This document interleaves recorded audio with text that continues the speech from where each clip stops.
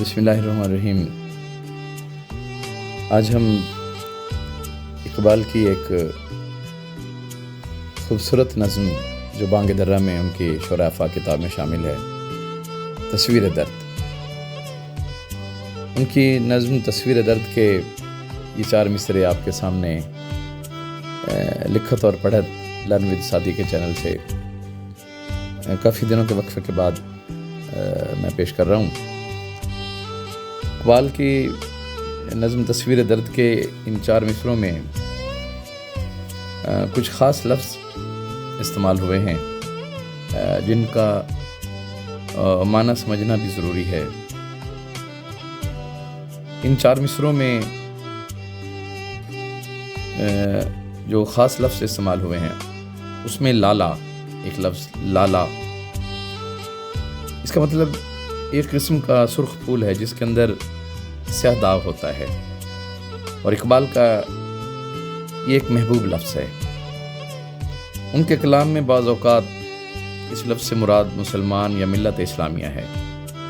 اسی طرح ایک نرگس استعمال ہوا ہے۔ نرگس ایک زرد پھول جو آنکھ کی مانند ہوتا ہے، اور پھر اگلا لفظ اس میں ان مصروں میں گل کا استعمال ہوا ہے۔ گل سے مراد گلاب کا پھول، پھر کمری، فاختہ کی ایک قسم جو توقدار پرندہ ہے ان کا استعمال کیا ہے، کمری کا۔ طوطی ایک لفظ استعمال ہوا ہے، ایک خوش آواز پرندہ اسے ہم کہتے ہیں۔ اسی طرح اندلیب یعنی بلبل، یہ وہ نئے لفظ ہیں جو اقبال نے اپنی نظم تصویر درد کے ان 4 مصروں میں استعمال کیے ہیں۔ تو در حقیقت اقبال یہ کہنا چاہ رہے ہیں کہ میری انکہی کہانی کے اوراق بھی باغ میں ہر طرف بکھرے ہوئے ہیں، تو کچھ وقت پابندیوں کے باوجود